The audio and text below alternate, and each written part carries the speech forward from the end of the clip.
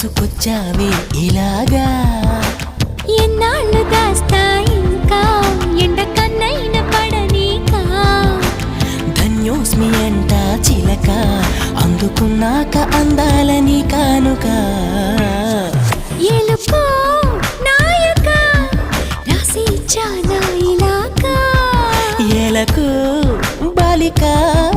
దూసుకొచ్చావే ఇలాగా